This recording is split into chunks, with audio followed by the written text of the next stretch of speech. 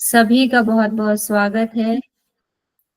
हमारा एनवायरनमेंट में चल रहा है एनवायरमेंटल इश्यूज, उसका पहला पार्ट हमारा हो चुका है और आज हम उसका सेकंड पार्ट आगे बढ़ाएंगे। इसमें हम एयर पोल्यूशन पढ़ रहे हैं। एयर पोल्यूशन में हमने क्या क्या चीजें पढ़ी थी, कौन रिवाइज करवाएंगे 1 मिनट के अंदर? माइक ऑन करके आ जाइए खुद से।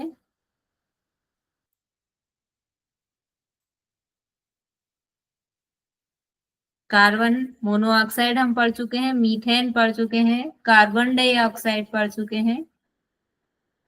ये हमारे प्रमुख हमने पॉल्यूटेंट्स पढ़े। एयर पोल्यूशन के पोल्यूशन हमने पढ़ा, एयर पोल्यूटेंट्स पढ़े और फिर हम एयर पोल्यूशन में आए। एयर पोल्यूशन की डेफिनेशन हमने पढ़ी, उसके बाद हमने पढ़ा एयर पोल्यूटेंट। एयर पोल्यूशन जो एयर की फिजिकल, केमिकल और बायोलॉजिकल प्रॉपर्टी में इनबैलेंस कर दें, वो एयर पोल्यूटेंट है। और उसका इनबैलेंस होना, जैसी होना चाहिए उसकी क्वालिटी वैसी ना रह जाए तो वो एयर पोल्यूटेड एयर कहलाती है। कार्बन डाइऑक्साइड, मीथेन और कार्बन मोनोऑक्साइड हमने पढ़ा था, जिसमें सबसे ज्यादा हानिकारक हमने देखी थी कि कार्बन मोनोऑक्साइड होती है। क्यों? क्योंकि इसकी जो हीमोग्लोबिन के साथ जुड़ने की पावर होती है वो कैसी होती है? 300 टाइम्स मोर देन ऑक्सीजन। इसलिए इसे क्या कहा गया? दम घोटू गैस। दम घुटने से ये मृत्यु तक हो सकती है। इतनी ज्यादा ये कैसी होती है? हमारे लिए हार्मफुल होती है। आज हम पढ़ेंगे क्लोरोफ्लोरोकार्बन। इसके बारे में हम पहले भी डिस्कशन कर चुके हैं। क्या होते हैं क्लोरोफ्लोरोकार्बन? क्लोरीन, फ्लोरीन और कार्बन के तत्व होते हैं। कार्बन तत्वों के यौगिक होते हैं, कंपाउंड्स होते हैं, जो धरातल यानी पृथ्वी पर अपेक्षाकृत अधिक समय तक रहते हैं और जीवों के लिए कैसे होते हैं? विषाक्त नहीं होते। ये टॉक्सिक नहीं होते हैं हमारे लिए डायरेक्टली, लेकिन ये हमको हार्म कैसे पहुंचाते हैं? हमने पढ़ा था एक ओजोन परत के बारे में हमने पढ़ा था। ये क्लोरोफ्लोरोकार्बन जो है इस ओजोन लेयर को, ओजोन लेयर किससे मिलके बनती है? ऑक्सीजन के 3 परमाणुओं से जब मिलते हैं आपस में तो वो ओजोन कहलाते हैं।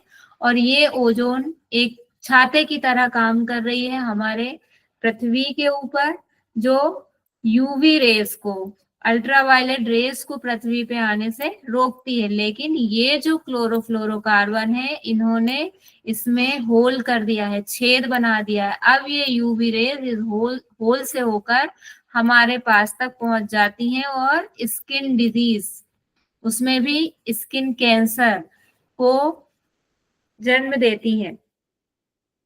तो डायरेक्टली क्लोरोफ्लोरोकार्बन हमारे लिए उतने नुकसानदायक नहीं है जितना कि ये इनडायरेक्टली है। और अब इसको भी मतलब अगर थोड़ा सा कहीं इसमें कंफ्यूजन है कि ये कंपाउंड क्या होते हैं और ये क्या है, तो इसको बिल्कुल आप वैसे समझें जैसे हम हमारी बॉडी में भी देखते हैं और हम घर में भी देखते हैं। हमने मकान बनाया तो मकान के लिए चाहिए होती है ईंट, बेसिक यूनिट होती है किसी भी घर की बनाने की ईंट। इसको क्या बोलते हैं? ब्रिक्स। और 1 से 2 मिली, 2 से 3 मिली ऐसे करके ये पूरा हम मकान बनाते हैं इसके दीवारों के सहारे।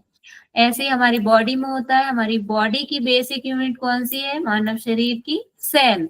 एक सेल मिलेगी, एक सेल से 2 सेल, 2 सेल से 3 सेल। तो ये तो कैसी हो गई?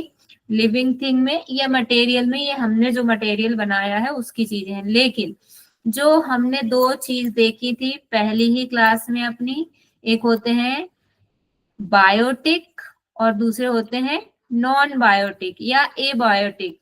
तो जो बायोटिक में तो हमको पता चल गया कि सेल है, लेकिन जो एबायोटिक है उसमें भी तो कुछ ना कुछ रहता होगा। एक से दूसरे बनने के लिए। तो उसमें सबसे छोटी जो यूनिट होती है उसको बोलते हैं एटम, परमाणु। परमाणु परमाणु मिलके, एक से अधिक परमाणु मिलके क्या बना लेते हैं, मॉलिक्यूल बना लेते हैं, या उसको बोलते हैं हिंदी में अणु। मॉलिक्यूल्स बनेंगे इससे। मॉलिक्यूल्स आपस में मिलके क्या बनाएंगे, सब्सटेंस बनाते हैं, पदार्थ बनाते हैं। अब कोई एक पदार्थ बन गया, जैसे मान लो ये भी पदार्थ है, क्लोरीन अकेला ले लिया, फ्लोरीन अकेला ले लिया, तो ये आपस में मिलके क्या करेंगे, जैसे नमक है, नमक का फॉर्मूला सबको पता हुआ है, NaCl, स्कूल टाइम में सबने पढ़ा है। अब इसमें क्या है, जी दो मैम। चीजें हैं, सोडियम, है ना, Na, सोडियम का वो है, केमिकल नेम है, और क्लोरीन। क्लोरीन, NaCl नमक का फॉर्मूला है, तो इसमें सोडियम और क्लोरीन दो चीजों ने मिलके, दो तत्वों ने मिलके एक नई चीज बना ली, तो इसको क्या बोलते हैं, यौगिक या कंपाउंड। योग होने से जो बनी वो यौगिक। ये होती हैं ये वाली चीजें, जस्ट आपका कंसेप्ट क्लियर करने के लिए है, एकदम डायरेक्ट ऐसी चीजें नहीं आएगी। इसमें से एक चीज डायरेक्ट यहाँ क्लोरोफ्लोरोकार्बन से आ सकती है, चूंकि एनवायरमेंट का पेपर है, तो वो डेट है 16 सितंबर।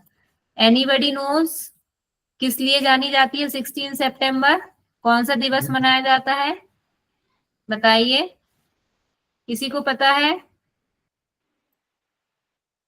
हाँ या भोपाल ना? का। जी, माइक ऑन करके बताइए फिर से। 5 16, June ma'am. World ozone day. Very good. World ozone day मनाया जाता है 16 सितंबर को। ये जितने भी डेज मनाए जाते हैं इसलिए मनाए जाते हैं कि उस जिसके भी नाम से डे बना रहे हैं उस चीज के प्रति लोगों को अवेयर करने के लिए वो डे या ईयर मनाया जाता है। तो यहाँ चूंकि हम ये वाला टॉपिक पढ़ रहे हैं, इसमें ओजोन का रोल है, इसलिए ये 16 सितंबर भी हमारे लिए इम्पोर्टेंट है। अब हम इसी में आगे देखेंगे, ओजोन की अल्पता यानी कमी, जिससे परावैंगनी विकिरण, ये सब हमने समझ लिया, यही लिखा है। अब एक चीज यहाँ पे आ रही है, ऊर्जा सक्षम उपकरणों का प्रयोग, एयरोसोल कैन का सीमित प्रयोग और 3R का अनुसरण। ये किस लिए है, इसको कम करने के लिए। एरोसोल, ये क्लोरोफ्लोरो कार्बन से हम बचाव कैसे करें उसके ये उपाय है। ऊर्जा सक्षम उपकरणों का उपयोग मतलब जिनकी जो अच्छी एनर्जी देते हो, लेकिन साथ में ये सब चीजें जो ना छोड़ते हो, निकालते हो। और एरोसोल कैन का सीमित उपयोग, मतलब एरोसोल क्या है, अगली स्लाइड में भी आ रहा है, बस इतना समझ लीजिए, कण होते हैं। 1 म्यू से लेके 10 म्यू साइज के ये कण होते हैं। अब म्यू क्या होता है, म्यू यूनिट होता है, जैसे और भी चीजों को मेजर करने की यूनिट होती है, वजन के लिए होता है किलोग्राम, लंबाई के लिए मीटर, ऐसे ही इनका साइज मेजर करने के लिए एक यूनिट है। बहुत छोटे साइज जो होते हैं माइक्रोस्कोपिक, उनको देखने के लिए जो यूनिट, उनके लिए मेजरिंग जो यूनिट होती है वो होती है म्यू। तो 1 से लेके 10 म्यू साइज के जो कण होते हैं, पार्टिकल्स होते हैं, उनको कहा जाता है एरोसोल। तो एरोसोल कैन का लिमिटेड यूज करें और 3R को फॉलो करें। ये 3R क्या है, रीयूज, रिसाइकल और रिड्यूस, मतलब उसका कम करना उसको, और पुनः चक्रण करना, फिर से उपयोग करना और दोबारा उपयोग करना। मतलब रिसाइकिल यानी जैसे प्लास्टिक है, प्लास्टिक की चीजों को हम बोलते हैं ना रिसाइकिल कर लो, नया अगर कोई मटेरियल बनाना है तो हम उसी को पिघलाया प्लास्टिक को, उससे नई चीज बना ली। और रीयू, दोनों में अंतर है ना, रिसाइकिल और रीयूज में। रीयूज में यानी उसी चीज को दोबारा यूज कर रहे हैं, और रिसाइकिल में उससे कुछ नया बना के उसको यूज कर रहे हैं नए तरीके से। ये हो गया। फिर हमारा आ जाता है इसके बाद में सल्फर डाइऑक्साइड। ये भी एक क्या है, गैस है, और ये कैसी है, यह गैस जल के साथ मिलकर सल्फ्यूरिक अम्ल H2SO4 बनाती है। पानी के साथ में मिलके ये H2SO4 बनाती। जिनने साइंस पढ़ी है कहीं ना कहीं स्कूल में तो कंपलसरी सबको रहती है, तो कुछ याद आ रहे होंगे आपको कि किससे मिलके क्या बन जाता है, केमिकल फार्मूले केमिस्ट्री रहती है। और जिन्होंने बाद में भी पढ़ी उनके लिए तो बहुत आसान होगा समझने। हमें इतना ज्यादा गहराई में नहीं जाना है, हमें बस ये याद रखना है सल्फर के 4 अणु हो जाते हैं H2। पानी का फॉर्मूला क्या है, H2O है। और ये क्या है, सल्फर। तो पानी के साथ जब सल्फर मिल गया तो क्या हो गया, 2 अणु इसके थे, 2 यहां से, एक और यहां से आ गया, तो ये क्या हो गया, 3 हो गए यहाँ पे ऑक्सीजन का। सल्फ्यूरिक अम्ल H2SO, मतलब ऐसे ही मिलके बना लेते हैं ना ये। और हाइड्रोजन का ये हो गया, एक यहाँ पे आ गए 2, तो ये H2SO4 2 होंगे। या यहाँ 3 के साथ मिलके ये बनाएगा, 2 के साथ नहीं बनाएगा, 3 के साथ मिलके बनाएगा तो H2SO4 हो जाएगा। जो अम्ल वर्षा के लिए उत्तरदायी है, अम्ल वर्षा कराते हैं, H2SO4 है, NO2 है, NO3 है, ये हमने कल भी देखा था। एसिड रेन जो होती है वो इनके कारण से होती है। भवनों का संचारण, जैसे ताजमहल पे हम देख रहे हैं पहले एकदम व्हाइट था और अभी हम देखते हैं तो वो कैसा उसका कलर हो गया है, मटमैला सा, पीला पड़ने लगा है, उसका रंग जो है वो चेंज हो गया है। इसी के कारण हुआ है। किसके कारण, जो अम्ल वर्षा होती है उसके कारण। धूम्र कोहरे का निर्माण और मानव स्वास्थ्य पर क्या होता है, इसका नेगेटिव इफेक्ट पड़ता है। इसको कैसे हम कंट्रोल कर सकते हैं, अल्टरनेटिव ढूंढे हम जीवाश्म ईंधन का, यानी कि फॉसिल फ्यूल का, और जिसमें सल्फर कम हो ऐसे फ्यूल को हम यूज करें। या सल्फर युक्त ईंधन को कैसा कर ले हम, मॉडिफाई करके, कि उसकी नुकसान करने की जो कैपेसिटी है वो कम हो। तीसरी हमारी ये आ गई ओजोन। ओजोन भी, अब लग रहा होगा ओजोन तो हमारी रक्षा करती है, ये कैसे इसमें आ गई, तो ये दोनों रोल प्ले करती है। लिखा ही है, ये पहली लाइन में लिखा है, जब ये समताप मंडल में पाई जाती है। पहला कौन सा होता है, कौन से नंबर का है समताप मंडल, सबसे पहला कौन सा होता है, कल हमने पढ़ा था, सैटरडे की क्लास में पढ़ा था। रिवीजन कर रहे हैं, नहीं कर रहे हैं, टाइम नहीं मिल रहा है।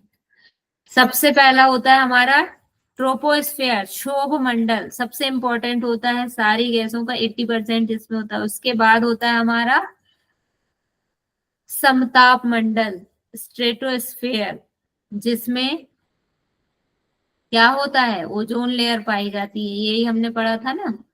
तो यहाँ पर जब ये है ओजोन, तब कैसी है, हमारी फ्रेंड है, क्योंकि ये हमको यूवी किरणों से बचा रही है, छाते छाते की तरह काम कर रही है, अम्ब्रेला की तरह काम कर रही है। लेकिन जब ये हमारे आसपास होती है तब क्या करती है, ये आंखों में, त्वचा पर विषाक्त प्रभाव उत्पन्न करती है, प्रतिरोधक क्षमता को भी घटाती है, जो हमारी इम्यूनिटी पावर है उसको भी कम करती है, और साथ में ब्रीदिंग में प्रॉब्लम करती है। रासायनिक व फिल्टर पद्धति द्वारा ओजोन का निस्तारण, मतलब फिल्टर का यूज किया जाए, जिन भी फैक्ट्री से या जहां भी इसका वातावरण में निष्कासन हो रहा है, निकल रही है ये जहां जहां से, वहां पर फिल्टर यूज किए जाए तो इससे हम बच सकते हैं। अब हमारी आ जाती है नाइट्रोजन के ऑक्साइड।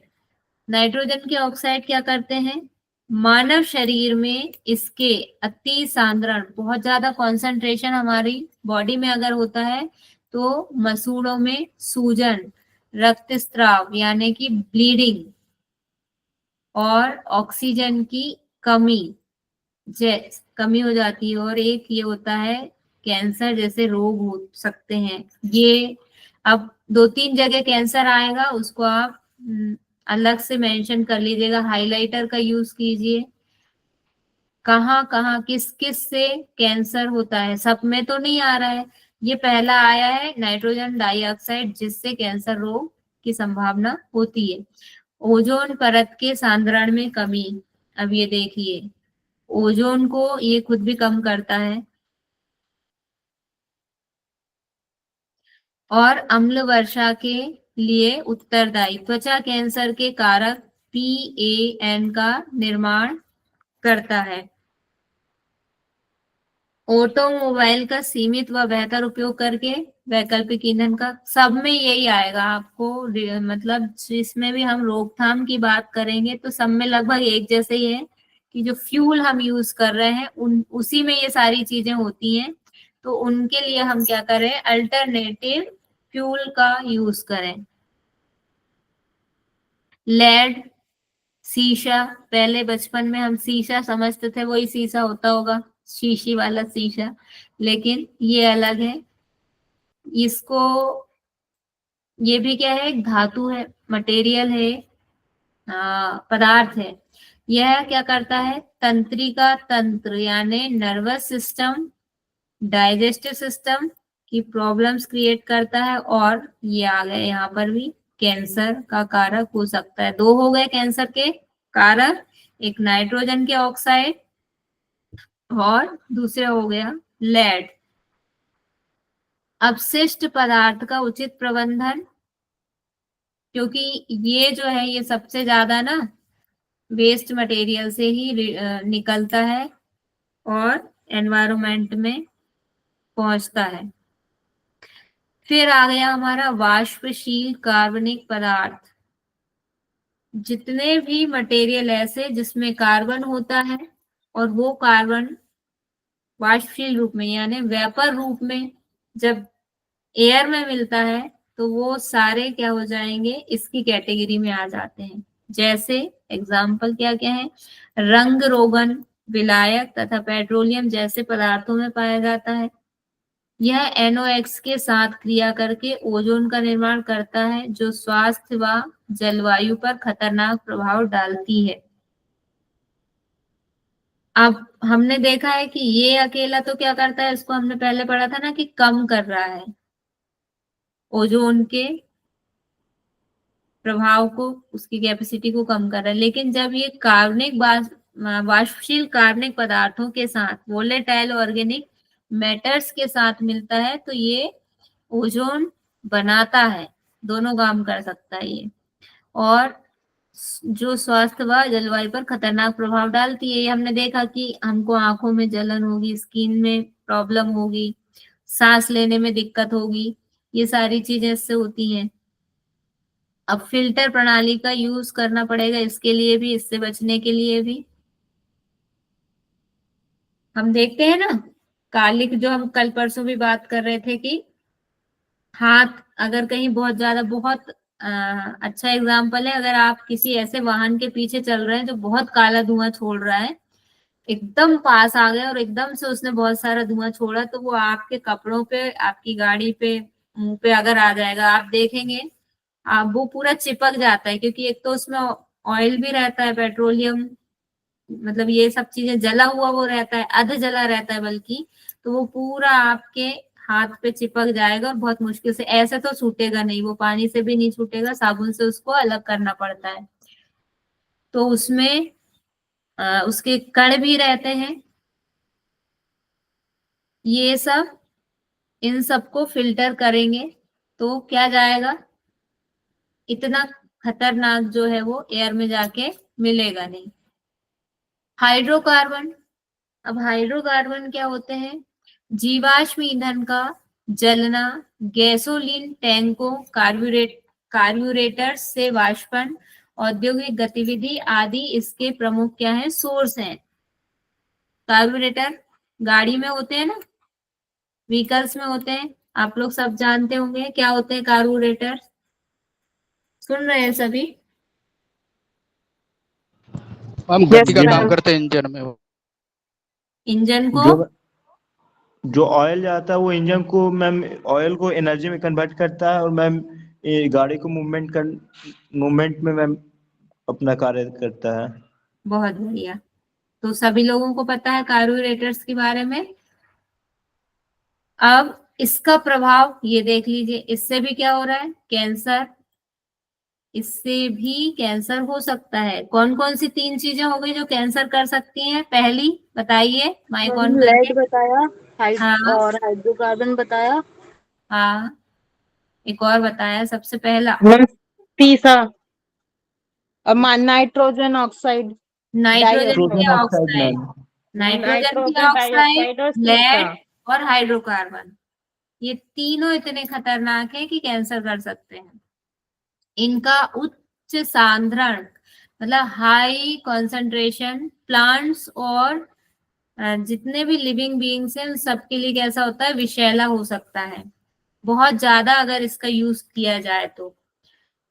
कॉन्सेंट्रेशन और लिक्विड मतलब ज्यादा कॉन्सेंट्रेशन का मतलब क्या है, जैसे H2SO4 अभी हमने देखा था, हम लैब में देखते थे अपने स्कूल टाइम में कि H2SO4 अगर जितना वो कॉन्सेंट्रेट है उतना ज्यादा हानि, H2SO4 उतना वो हानिकारक है, मतलब उसमें पानी की मात्रा कम है। अगर उसमें जितना पानी मिला देंगे तो वो उतना डाइल्यूट हो जाएगा, और जितना पानी कम होगा उतना ज्यादा वो कॉन्सेंट्रेट, किसी चीज में किसी चीज की मात्रा कितनी है वही उसका सांद्रण है या कॉन्सेंट्रेशन है। तो ये तो एनवायरमेंट में इसके हाई कंसंट्रेशन की बात हो रही है। भट्टियों एवं ऑटोमोबाइल इंजनों में सुधार करना चाहिए इसके लिए।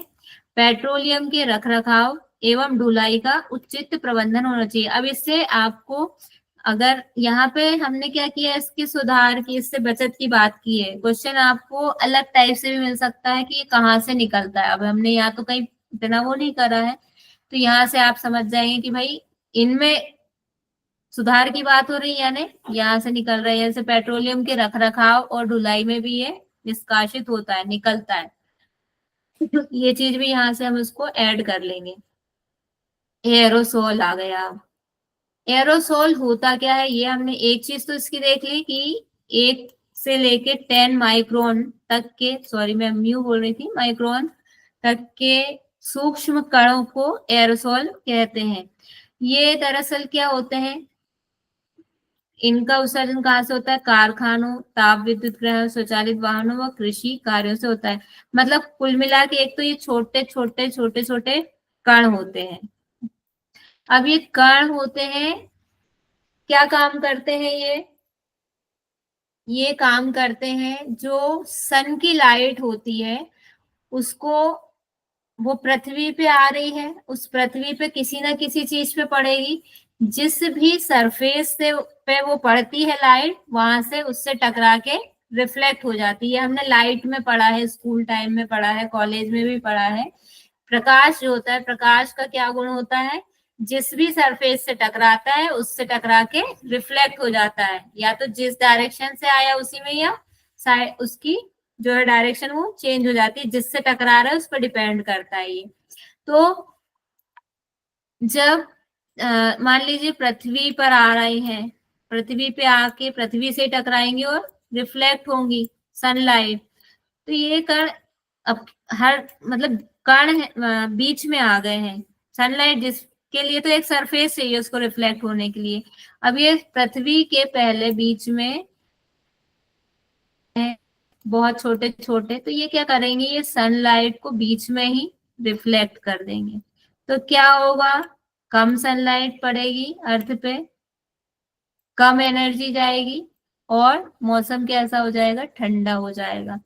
और ये डिपेंड करता है कि ये कण किसके हैं। अगर गर्म पदार्थों के, जैसे काला कोयला, काला धुआं होता है, कोयले या कार्बन युक्त पदार्थों को काला धुआं है, तो वो क्या कर लेगा, ज्यादा से ज्यादा एब्जॉर्ब कर लेगा।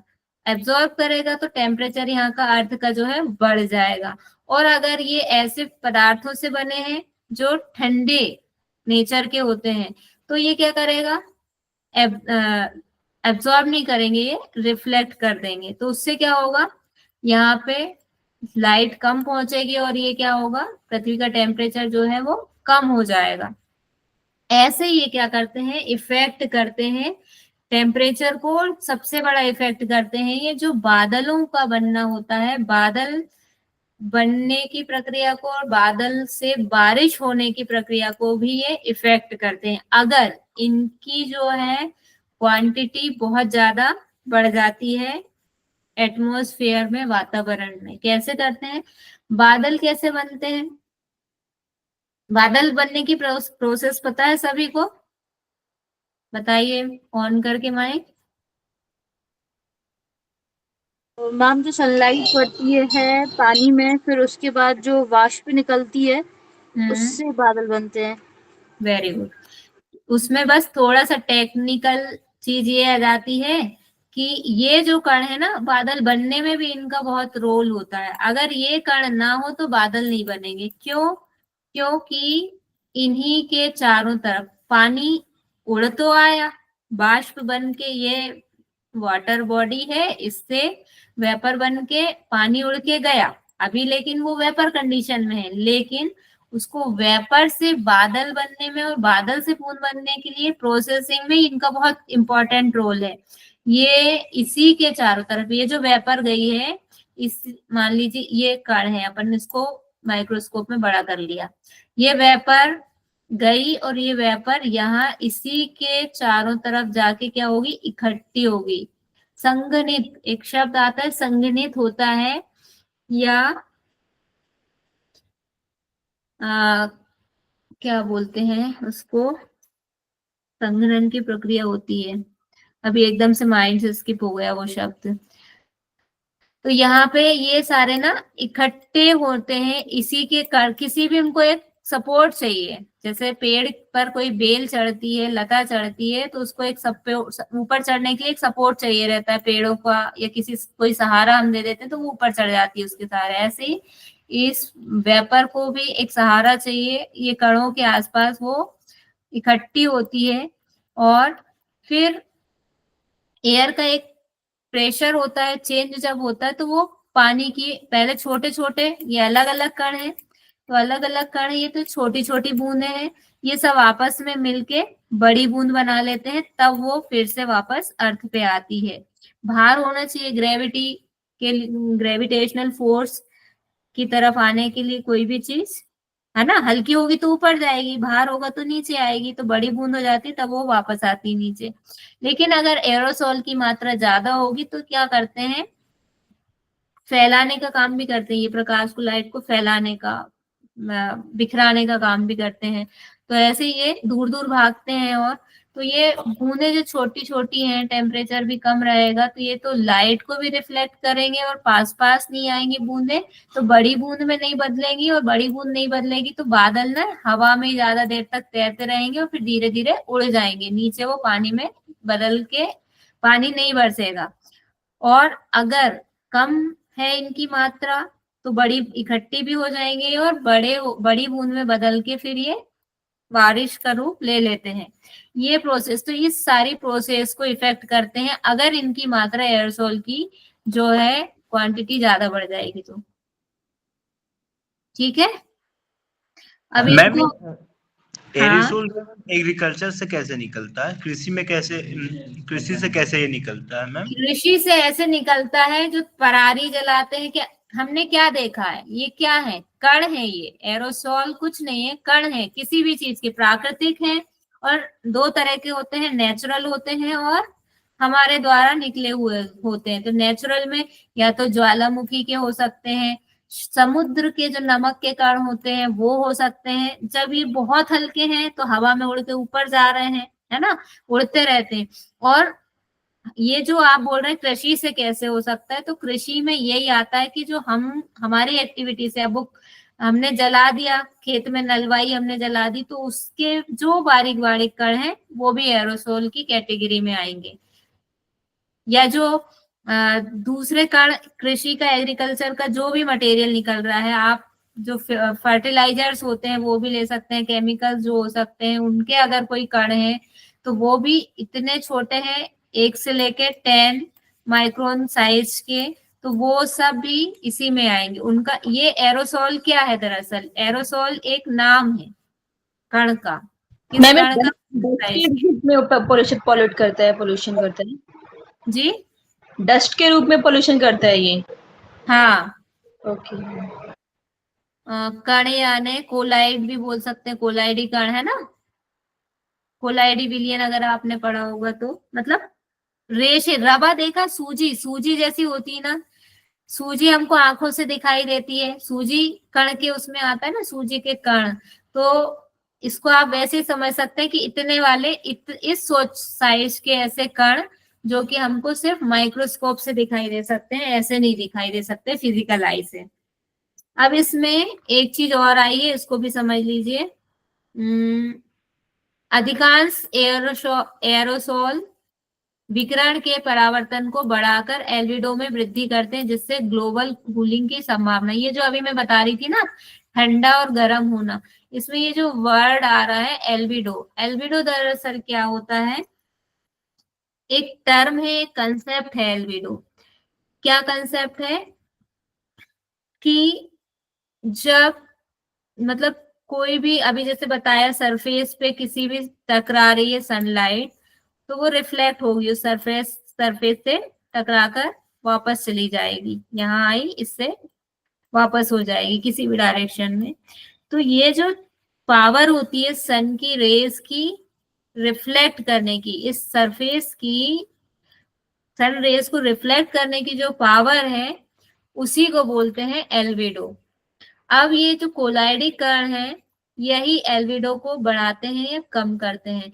पृथ्वी की एल्बिडो को कब बढ़ा रहे हैं ये, जब ये बहुत सारे हैं, तो जैसे हमने देखा कि सनलाइट जो है वो ज्यादा नहीं पहुंच पा रही, ये ज्यादा आ गए हैं, तो सनलाइट को ये वहीं के वहीं रिफ्लेक्ट कर दे रहे हैं, तो कम सनलाइट इस पे आ रही है, तो मतलब परावर्तन की कैपेसिटी इसकी ज्यादा बढ़ गई ना, वाली पृथ्वी से जो परावर्तन रिफ्लेक्शन हो रहा है, आना तो पृथ्वी पे ही है उसको, लेकिन रिफ्लेक्ट हो जा रही है, तो इसका एल्बिडो इन्होंने बढ़ा दिया है, अर्थ का एल्बिडो बढ़ा दिया है इनने, एरोसोल ने।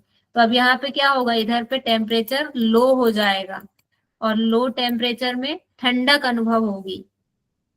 ठीक, क्लियर है एल्बिडो? जी मैम, अब समझ आ गया। ओके, अब हम देखेंगे फोटोकेमिकल स्मोक या प्रकाश रासायनिक धूम कोहरा।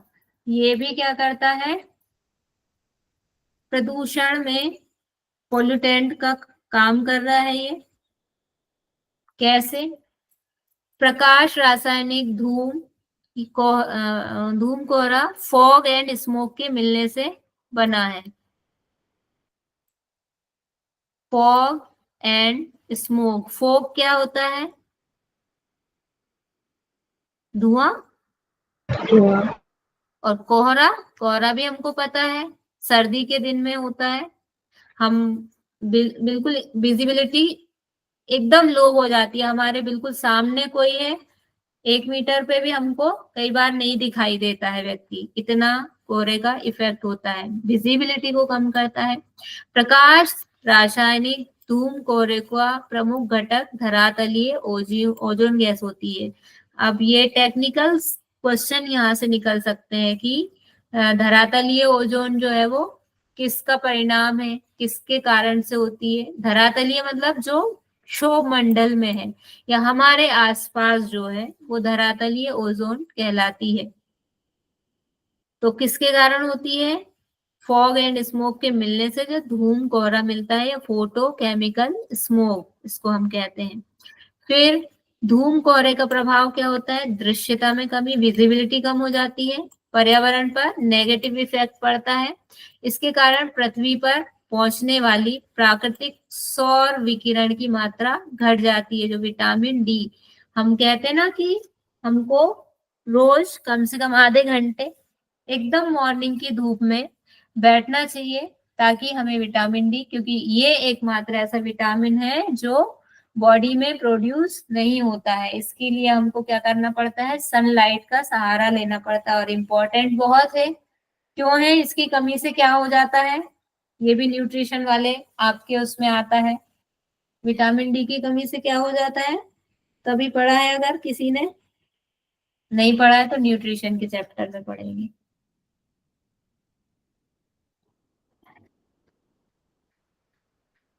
लिखा ही हुआ है यहाँ पे, रिकेट्स हो जाता है। रिकेट्स जैसे रोगों में वृद्धि होती है। अब ये होमवर्क है, रिकेट्स क्या होता है ये पढ़ के आएंगे।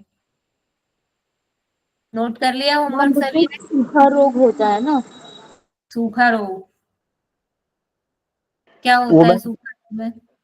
मैम ये रिकेट्स जो है मैम, ये पैर संबंधी बीमारी होती है, जो पैर आपस में हम्म मैम वो अंदर की तरफ झुक जाते हैं ना, उसको हम्म रिकेट्स बोलते हैं मैम। हम्म, ये मैम तो ठीक। हाई प्रोटीन की वजह से होता है, मतलब जो केमिकल हमारे बॉडी में न्यूट्रिशन बहुत कम हो जाते हैं, कैल्शियम की मात्रा, तो रिकेट्स होता है। और विटामिन डी अच्छे मैम से पढ़ के आएंगे, जी मैम। अच्छे से पढ़ के आएंगे, रिकेट्स की पूरी डिटेल लेके आएंगे कल। ठीक, होमवर्क है ये आपका आज का। अब हमारा है धूम कोहरे के कारण श्वसन तंत्र की समस्याएं। अब ये देखिए, अभी तक हम कैंसर पढ़ रहे थे और ये पहली बार हमारा आया है, पहली बार नहीं दूसरी बार आया है। पहली बार कहाँ आया था श्वसन तंत्र, दम घोटू गैस कौन सी थी बताइए, माइक ऑन कीजिए, दम घोटू गैस कौन सी है? भूल गए? अभी रिवाइज भी किया था हमने। कार्बन मोनो, सुन रहे हैं सभी? ऑक्साइड, कार्बन मोनोऑक्साइड क्या मैम? ऑक्साइड। कि बोलते रहा कीजिए तो मुझे पता चलता रहे कि हाँ हैं आप लोग। कार्बन मोनोऑक्साइड दम घोटू गैस पहली वो थी, और दूसरा श्वसन तंत्र के लिए कौन है, धूम्र कोहरा। ये भी ऐसा है, इससे भी मृत्यु, दोनों ही खतरनाक है। ऐसे हमको लग रहा है कि क्या है, कोहरे में तो हम घूमते हैं, क्या होता है, कुछ नहीं होता है। लेकिन कोहरे के साथ जब धुआं मिल जाता है तो वो जानलेवा हो जाता है। इसे पी सूप कोहरा भी कहते हैं, ये उसका सिनोनिम्स है, याद रखिएगा बस। पी सूप कोहरा क्या होता है, यहाँ से इसको अच्छे से पढ़ लेंगे, जो भी क्वेश्चन आएगा वहां पे कहीं कोई कंफ्यूजन नहीं होना चाहिए, गलत नहीं होना चाहिए। फ्लाई ऐश, अब हमारे आगे फ्लाई ऐश, नाम तो इतना सुंदर है जैसे किसी एरोप्लेन की बात हो रही है, इंडिगो टाइप के, इंडिगो कंपनी के किसी फ्लाइट की बात हो रही है। फ्लाई ऐश सूक्ष्म पाउडर होता है जो वायु के साथ दूर तक यात्रा करता है। इसका उत्सर्जन कोयला आधारित ताप विद्युत ग्रहों में होता है। कोयले से जहां पे बिजली बनती है वहां इसका यूज होता है, और हवा के साथ ये उड़कर दूर दूर तक कहीं भी जा सकता है, मन के जैसे तीव्र गति से। फ्लाई ऐश कणों का निर्माण एल्यूमिनियम सिलिकेट, ये क्वेश्चन वाली लाइन है कि फ्लाई ऐश किससे मिल।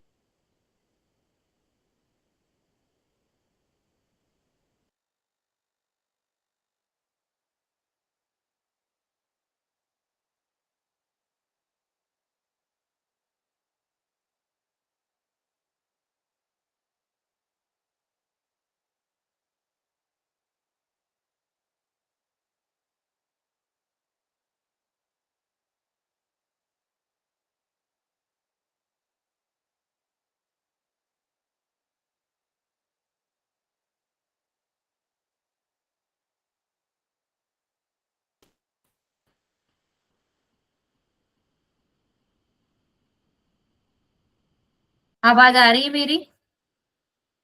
जी मैम। Yes ma'am.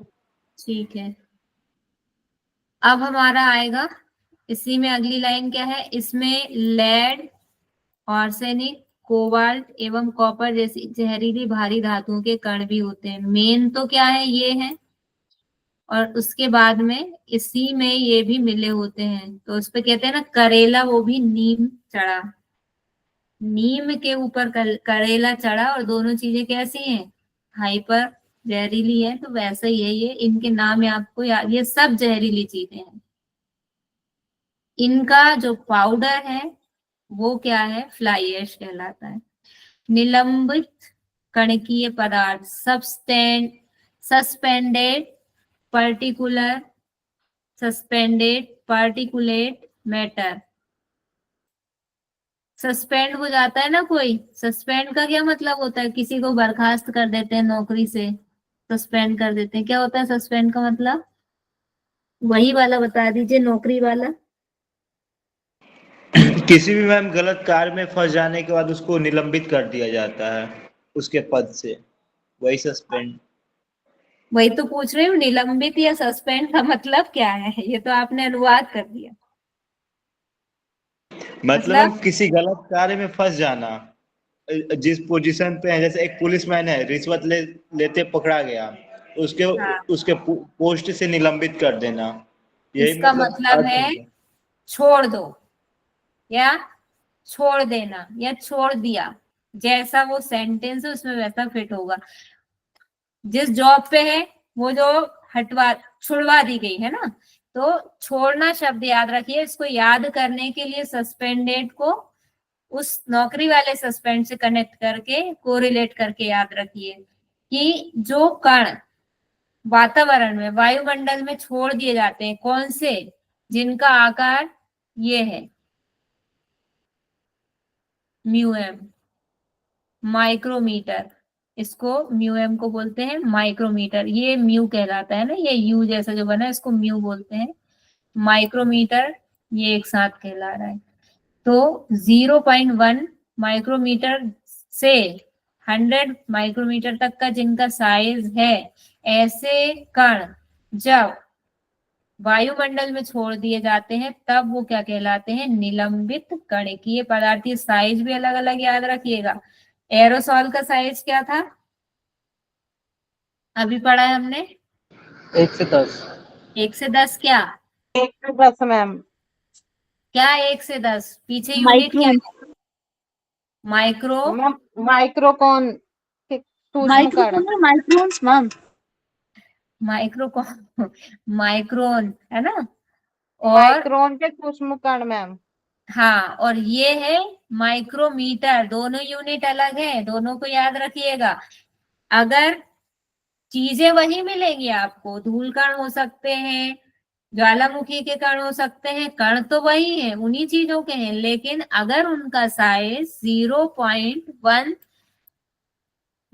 माइक्रोमीटर है तो उनको निलंबित कणकीय पदार्थ, सस्पेंडेड पार्टिकुलेट मैटर कहते हैं। और अगर उन्हीं का साइज 1 से लेके 10 माइक्रोन तक है तब उनको एरोसोल कहते हैं। दोनों में अंतर क्लियर है, माइक ऑन करके बताइए जल्दी से। जी मैम। बस अंतर साइज का है और उनका नाम चेंज कर दिया है। जिनके कण है वो चीजें वही है, धूल कण है, ज्वालामुखी कण है, सल्फेट व कार्बन के कण है, बहुनाभिकीय एरोमेटिक्स हैं, पॉलीन्यूक्लियर एरोमेटिक्स हैं, एरोमेटिक हाइड्रोकार्बन्स होते हैं। अब और नीचे की लाइन में क्या लिखा है, 10 म्यू एम छोटे आकार के कण जिन्हें PM10 कहते हैं, श्वसनशील निलंबित कण के पदार्थ कहलाते हैं। अब और नाम चेंज हो गया, 10 म्यू एम छोटे यानी 10 माइक्रोमीटर से छोटे आकार के कण, इनको क्या बोलते हैं, पैरामेट पार्टिकुलेट मैटर। ये जो लास्ट वाला है ये पार्टिकुलेट मैटर कहते हैं, जो श्वसनशील निलंबित कणकीय पदार्थ कहलाते हैं। रेस्पिरेबल सस्पेंडेड पार्टिकुलेट मैटर। अभी इसके लिए आपको दिल्ली का याद रखना पड़ेगा एग्जाम्पल। दिल्ली में बहुत इस चीज पे महाभारत छिड़ी हुई थी 1-2 साल पहले। बहुत परेशान थी दिल्ली इस चीज से ना, कि श्वास लेने में लोगों को बहुत तकलीफ हो रही थी, तो उसका कारण यही था, ये 10 म्यू एम से छोटे आकार के। और इसके लिए जिम्मेदार किसको ठहराया जा रहा था, वो जो खेतों में जलाई जाती है ना सूखी फसलों के जो पराली डंठल, मैम। पराली उसको बोलते हैं, नलवाई भी उसको बोला जाता है कई जगह पे। उसको जलाने से उसके जो कण आ रहे थे, उसके कारण ये प्रॉब्लम हो रही थी। क्लियर है इतना? जी मैम। अब इसी को और देख लेते हैं, कंप्लीट कर लेते हैं इसको। सबसे छोटे कण जो हैं वो कैसे होते हैं? 2.5 म्यूएम से, यानी माइक्रोमीटर से भी कम आकार के होते हैं। अभी हम साइज देखते चले आ रहे हैं। अब यहाँ पे अगर स्मॉलेस्ट की बात की जाए तो ये उनका साइज होता है 2.5 म्यूएम से भी छोटा, जिन्हें पीएम 2.5 कहते हैं। ये उनको नाम ही दे दिया गया। ये सांस द्वारा फेफड़ों में गहराई तक चले जाते हैं और बहुत सी प्रॉब्लम क्रिएट करते हैं। एसपीएम पौधों की प्रकाश संश्लेषण प्रक्रिया को प्रभावित करते हैं। एसपीएम मतलब ये पूरा इसका शॉर्ट फॉर्म है एसपीएम, एसपीएम। और ये एसपीएम का सबसे छोटा साइज है 2.5 म्यूएम, जो अंदर तक चले जाते हैं श्वास नली से। प्रकाश संश्लेषण को भी प्रभावित कर रहे हैं पौधों की। कैसे कर रहे हैं प्रकाश संश्लेषण को प्रभावित? हमने अभी जब क्लास स्टार्ट करी थी तभी हमने देख लिया था कि कण है, धूल के कण है, किसी के भी कण है, किसी भी चीज के ऊपर अगर कोई चीज जम जाएगी तो एक लेयर बन जाती है। पौधों की पत्तियों पे अगर ये कणों की लेयर जम गई तो वो फोटोसिंथेसिस कैसे नहीं कर पाएगी?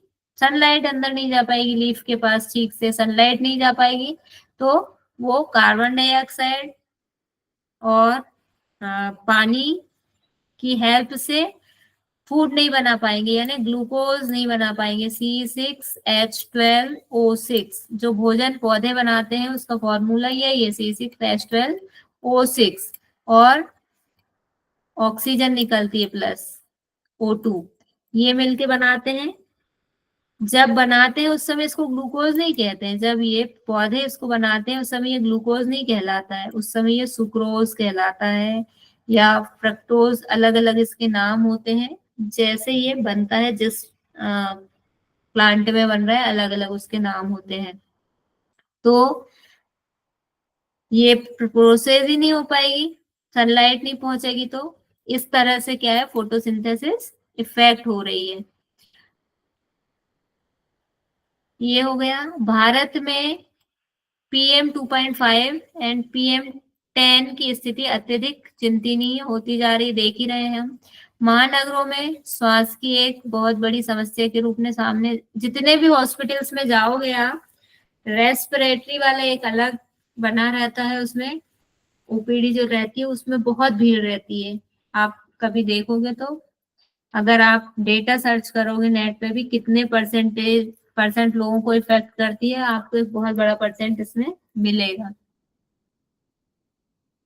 एसपीएम अफेक्ट द, ये चीज है पर्टिकुलर मैटर क्या है, ये इसको मतलब चीजें वही है जो हमने ऊपर पढ़ी है, इसको थोड़ा सा और समराइज कर दिया है।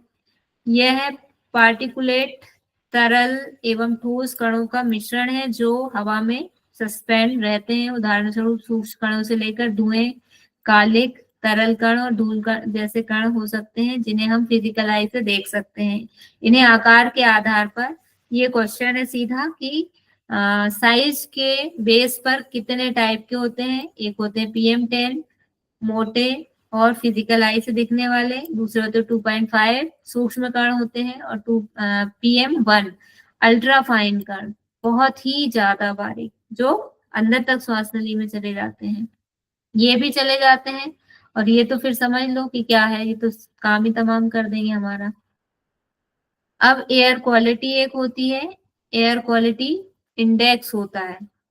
एयर क्वालिटी के लिए बहुत सारे ऑपरेटर्स आने लगे ना, वायु आपको फिल्टर करके अच्छी गुणवत्ता वाली वायु एयर प्रदान करते हैं, देते हैं। मशीन आने लगी है तरह तरह की, तो उसी क्वालिटी के बारे में, कौन सी क्वालिटी क्या होती है। अच्छा थोड़ा सा बचा है, इतने ही रखते हैं, इसको हम कल ही कंप्लीट कर लेंगे।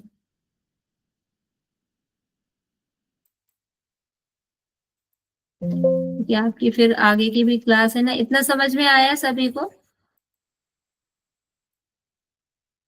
क्लियर है?